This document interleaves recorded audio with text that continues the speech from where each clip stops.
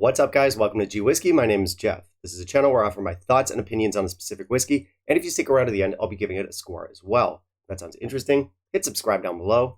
And with that out of the way, let's jump into our review. Today we're looking at the Redbreast 15-year-old.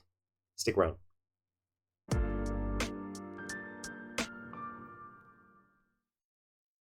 Alright, so we're looking at a Redbreast today. This is one that I have actually reviewed before, but I wanted to touch on it again. Why do I want to touch on it again? Well, this was actually the first review and the first video that I ever put out on G Whiskey. And I don't mind the score that I gave it. I don't mind the things that I said, but it's, first video ever. It's bad, guys. Anyway, Redbreast is one of the few Irish brands that I've actually taken the time to explore, and I really, really like it. Now, I've said this in the past, I don't drink a lot of Irish whiskey, and that's not because I don't like it. It's just that where I live, Scotch is comparatively cheaper and much more widely available, so I drink more of it. And yeah, I do lean more towards Scotch as my drink of choice, but things change, and a lot of people make the case that the Scotch industry is either kind of stagnating or on the decline. I don't necessarily agree with that, but a case could be made. Meanwhile, we have Irish, which of course has been established for a very long time, but right now we have this sort of burgeoning craft terroir thing happening in Ireland that's really interesting. And I am slowly starting to explore more stuff from Ireland. Tyrconnell's good. Waterford's good. Obviously, I like my Redbreasts here. I haven't had a chance to try these spot whiskeys yet, but don't worry, at some point I'll get my hands on a bottle. They're kind of hard to find here. Anyway, I really liked the 15 when I first tried it, first reviewed it well over a year ago. Left a great impression, so pretty strong chance I'm still going to enjoy it. Definitely, my videos have improved in terms of their quality over the last year, but I don't think my tastes have changed that dramatically. So yeah, this is definitely a bottle that I would consider a low-risk buy. Anyway, 15 years old, obviously, made with malted and unmalted barley. It's triple distilled in a single pot still. We have first fill and refill casks used to mature this whiskey, and those casks are going to be bourbon and sherry.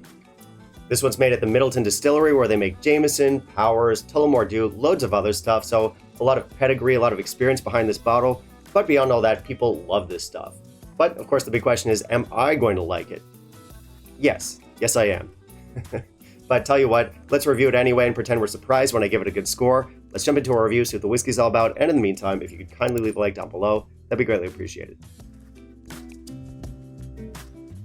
So pretty good specs here. We have 46% ABV. We have non-chill filtered. Nothing on the box or the bottle about being natural color. I'm not sure that it is. If any of you guys know anything about that, do let me know down below in the comments. So I've got the older bottling with me here. The newer versions look like this, and I actually prefer the newer look. I think it's a little bit more modern, a little bit more sleek, but I do like the older bottles too. I like the color scheme. I like the design. The bottle's a solid 4 out of 5. It does say non-chill filtered here. Again, nothing about color. Overall, though, we do have some decent info. We've got triple distilled, malted, unmalted barley, some basic tasting notes down here. It says it's matured in oak casks, which is definitely a little bit vague. But yeah, it's a good look, it's a good design, and decent info. So I can't really complain. Matured in oak casks, though. Get out of here. I did not add water. Let's try the nose. Very nice. Definitely some pastries, some buttermilk.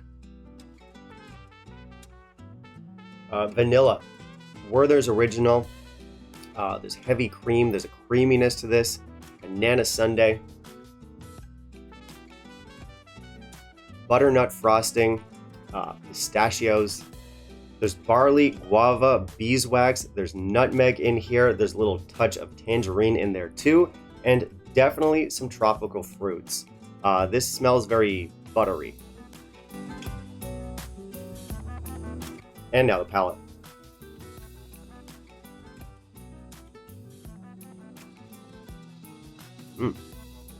Okay. Nice buttery texture again.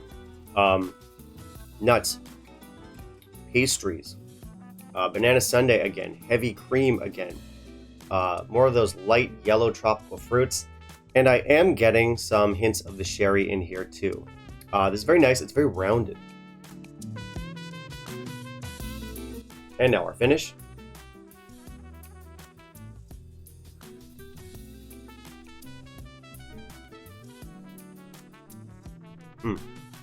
Really nice. Hot toddy cocktail. White oak, malt, soft spices, nutmeg, loads of nutmeg in this. Cream, buttercream, butter. Medium, short to medium finish. So this is beautiful stuff. I imagine that's not really a surprise to a lot of you out there. This is a beautiful 15-year-old. It easily outperforms a bunch of 15-year-old scotches on the market today. It's got that classic Irish profile, so it's got these tropical fruits, it's fresh, and we have that tinny copper pot still note. And beyond all that, we've got that classic Redbreast profile, which I'm a huge fan of. I find it really distinctive, which is kind of funny because Middleton makes like 8,462 different brands of whiskey, but somehow I find the stuff they put out in Redbreast to be very unique, very distinctive. And granted, I haven't tried a lot of what's coming out of Middleton, but I have had a few. You know what? This would be a good question for you Irish experts out there. Can you find a connection between different Middleton products? Like, is there some kind of DNA or distinguishing feature that ties all the Middleton stuff together? Because based on my experiences, my limited experiences, and of course I'm going off of memory here, this tastes absolutely nothing like anything from like Tullamore Dew or Jameson or whatever else I may have tried.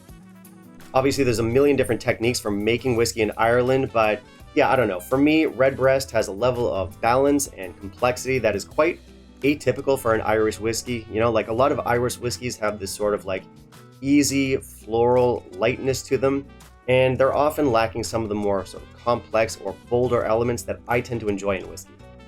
But not this stuff. I absolutely love it. I love the creaminess, the butteriness, the fruits, the nuts, the vanilla, the spices, all these wonderful elements that come together beautifully. There's depth, richness, complexity.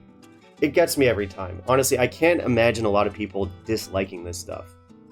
It's rounded and accessible, so it's a great one for beginners, but as I said, it's also rich and deep and complex, so it's a good one for the snobs too. Really, all of this is a very wordy way of saying that this is a beautiful, layered, and unique pour. I absolutely love it. For me, I'm going to score it a solid 89. So if you haven't had a Redbreast yet, this is a great place to start. I've said this countless times. I'm a huge fan of the Redbreast profile. It's one of my favorite Irish whiskeys. So if you haven't had any yet, absolutely worth checking out. Try this one, try the 12 cask strength. Some of the older stuff that I have yet to try is apparently fantastic. You can skip the 12-year-old at 40%, but pretty much anything else from the line, highly recommended, including this one. So I think our value here is pretty good. It's not like a cheap whiskey, but it's cheaper than a good chunk of 15-year-old scotches out there, and it's better than, I'll say this, better than the majority of 15-year-old scotches out there. So I have absolutely no issue with the price. You're getting a great whiskey at an affordable price tag or a reasonable price tag, and I think it's 100% worth the money. All right, that's going to be it for me today, guys. Thank you very much for watching. If you want to help support the channel, please consider becoming a patron. Otherwise, you can like, comment, and subscribe. And I do want to hear from you. Have you tried our Redbreast 15 here? What were your thoughts? Finally, down in the comments below, let me know what you want to see me review next, and I'll keep it in mind for my upcoming videos. Bye, guys.